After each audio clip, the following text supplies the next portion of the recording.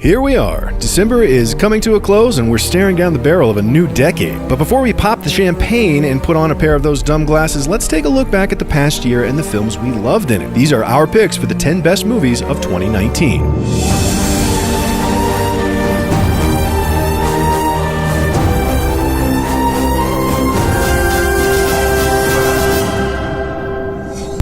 There were a lot of good movies this year, so we have to break it down by category. Let's start big. This year on the blockbuster front, we were most impressed by movies like John Wick Parabellum, pushing its set pieces to their most bombastically heightened conclusions, and Ford vs. Ferrari that would have been just a better-than-average biopic if it weren't for the rip-roaring driving scenes. And don't tell anyone we said this, but we actually loved Alita Battle Angel, and we're sorry it bombed so bad we likely won't get to see another one. However, there's nothing quite so climactic as finishing off a decade with the capstone to the most expensive story ever told. So for our first pick, we gotta go with Avengers Endgame. You know, I keep telling everybody they should move on and grow. Some do. But not us. There is something to be said for the importance of sticking a landing. And in a superhero comic book world where cheating death is no big deal, Endgame stands out by making death and finality matter. There is a serious amount of runtime real estate dedicated to the breadth of our heroes' experiences with grief and the confrontation for what feels like the very first time of their own limits. As the film follows their attempts to bring back half an entire universe snapped away, they create a sense of scale, national mourning, and cost that elevates Endgame beyond all the previous Marvel offerings. If you grew up in the Marvel era, Endgame asked you to say goodbye to characters you've known since you were a kid. And no matter how you feel about comic book movies and whether they are or are not capital C cinema, that matters. On the other end of the spectrum, we have our indies, telling stories that feel just as important with stakes that are just a little bit less universal. This year, we fell most in love with the raw honesty of The Souvenir, the subtle vulnerability of Gloria Bell, the ballsy empathy of Honey Boy, and for our second pick, the endless warmth of The Farewell. 好，好，玉迪，跟奶奶一起做，好，好，好，好，好，好。哎呀，你严肃点行不行啊？啊，使点劲儿嘛。 The Farewell is a home-cooked meal with grandma in cinematic form. Heartfelt, hilarious, based on an absolutely bonkers premise that also just so happens to be actually real, the love is palpable everywhere in Lulu Wang's breakout picture. The story follows Awkwafina's Billy as her and her family head to China for a wedding that's really just a cover to see the family matriarch once more after she's diagnosed with a cancer that the family has decided not to tell her about. A lesser story would have shoehorned in a generic romantic side plot and a lot more will they, won't they spill the beans. But The Farewell knows exactly where its heart is, somewhere amidst the marvelous chemistry between its hero and her delightful grandmother, Nai Nai. What about animation in 2019? Well, this year brought a fourth Toy Story that we didn't think we wanted, but totally did. A lushly animated Klaus, brutal colonialism in whimsical stop-motion clothing in This Magnificent Cake, and our absolute favorite, the delightfully bizarre I Lost My Body.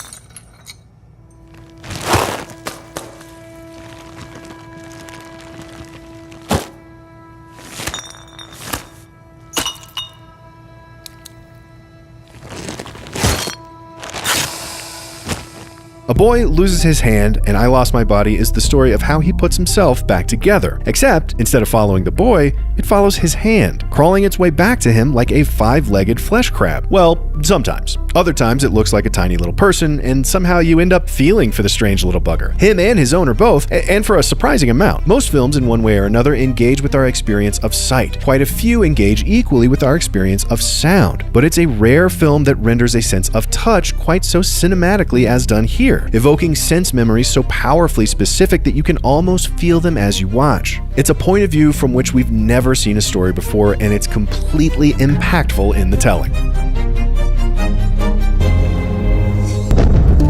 2019 was yet another good year for exciting cinematic documentaries. The capitalist culture clash of American Factory, the meta cinema of Varda by Agnes, the magnificently time-traveling restoration of They Shall Not Grow Old, the powerful love amidst destruction of Forsama, the ever better ninth installation of 63 Up, but the one that really blew us back into our seats like 5 million pounds of rocket fuel had to be Apollo 11. 10, 9, ignition sequence start.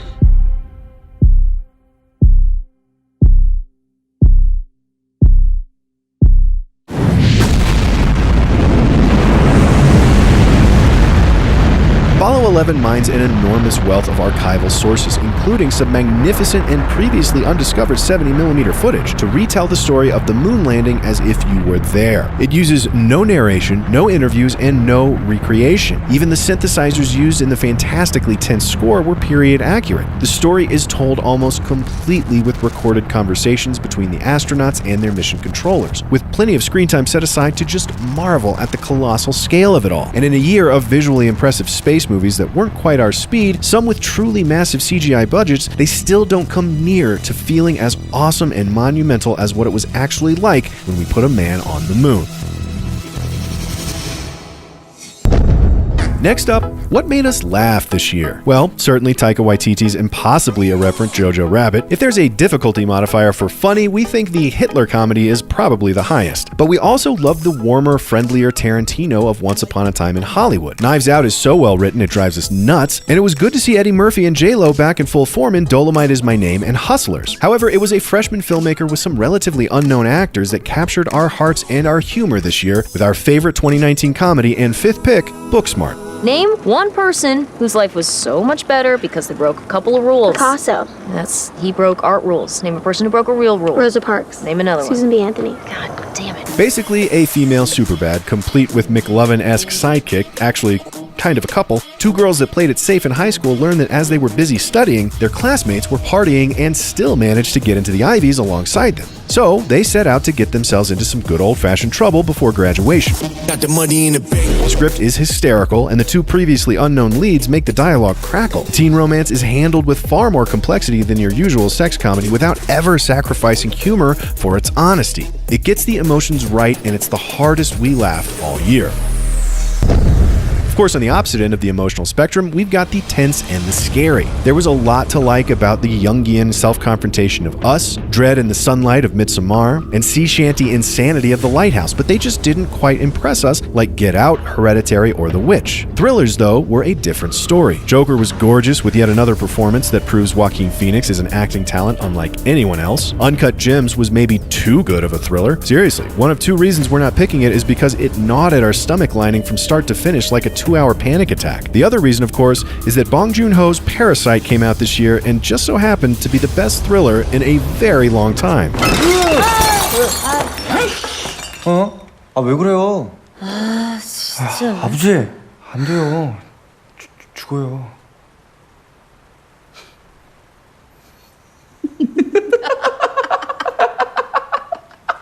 뭐야? 속았지? 속았지? 아버지도 참. 기우야, 너도 속았지? 리얼하지 않냐? 안 그래? Parasite is truly unlike any movie we have ever seen before or since. Part comedy, part thriller, part social drama, mixing and transitioning between its tones effortlessly and often. Bong Joon-ho is in full control of his craft and soaring. And then there's the story. An hour in, you're trying to guess where the hell this could possibly be going, but you can't. It's impossible. It always seems like there's 100 different satisfying ways he could take it at every turn, but he always seems to pick none of the above and do something even more interesting than you could have imagined. In a world where people say silly things like there's really only 7 stories, and experienced viewers pride themselves on the savvy to see every twist and turn coming miles in advance, Parasite manages to make us feel like kids at the movie theater again, truly in awe and wonder at what the silver screen has in store. It wasn't just Parasite, though. 2019 saw some of its most interesting movies come from overseas and outside of Hollywood. From China, Ash is purest white, and especially Long Day's Journey into Night were goddamn experiences, while Bacurau and Manos hit hard from South America. However, this year we had 2 favorite foreign films, and we love them both so dearly we couldn't choose between them. So, they're getting our numbers 3 and 4 slots. They are Pedro Almodovar's Pain and Glory and Celine Sciamma's Portrait of a Lady on Fire. Sí. Mucho.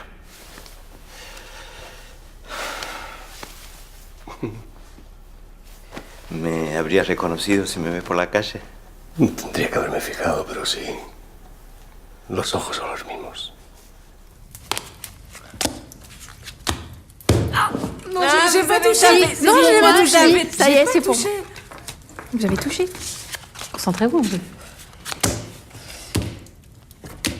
À vous.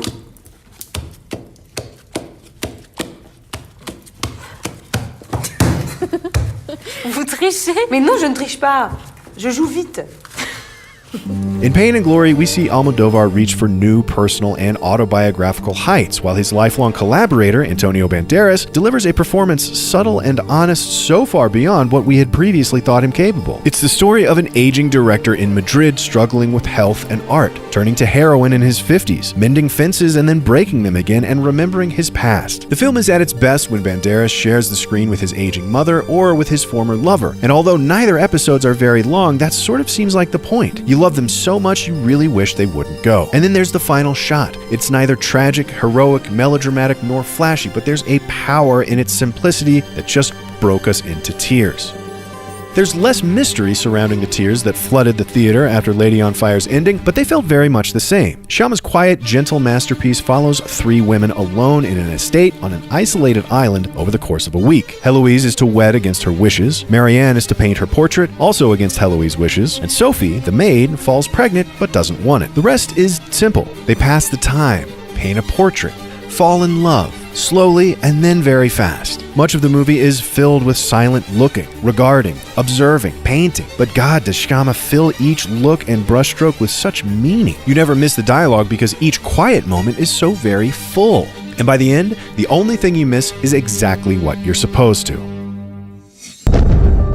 Finally, closing out our list and our year, we have our prestige dramas. Call them our best picture picks. This year, 1917, was an absolute roller coaster ride of a story and the best possible Deacon's clapback at Chivo for Birdman. Waves was beautiful and emotional and sensitive in all the ways that we love. Little Women was an absolute delight and proof positive that Greta Gerwig is just too good for this world. And A Hidden Life is as Malicky a Malik as he ever did Malik, but goddamn, that means there's a lot of beauty amidst his mess. However, this year we think nobody has gone as big as Netflix, and at serious expense. They tackled love, loss, regret, faith, and mortality itself in 2 of the best movies of the year: Baumbach's Marriage Story and Scorsese's The Irishman.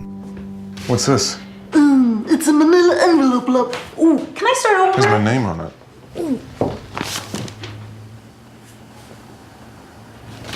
Oh, Jesus. Sorry. You're served. Feel like I'm in a dream. We don't have a marriage anymore. I know you don't want the disruption, but you don't want to be married. Not really. But I don't want this. There's been a change. Instead of going up right away, we're gonna hang around tomorrow morning and then go up, drive up. No, but I told Jimmy that we were going to be up in the morning. I told Jimmy we were going to be up in the morning. What? Frankie, we did all we could for the man.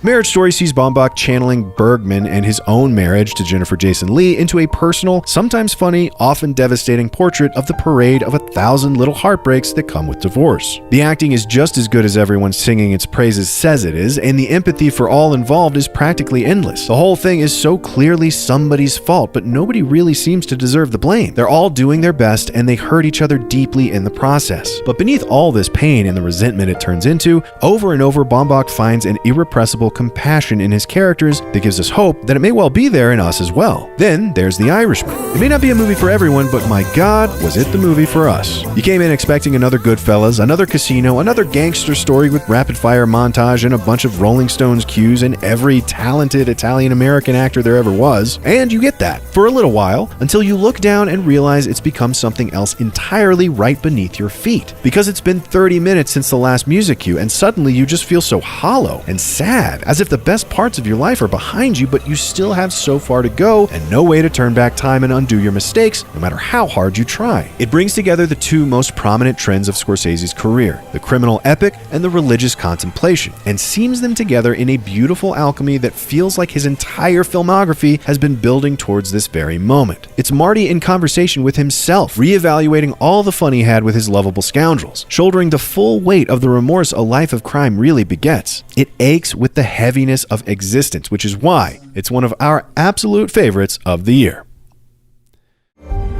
So what do you think? Disagree with any of our picks? Did we leave out any of your favorite films of the year? Do you think that's because we didn't see them or just because we didn't like them? We'll never tell. Let us know in the comments below and be sure to subscribe for more Cinefix movie lists.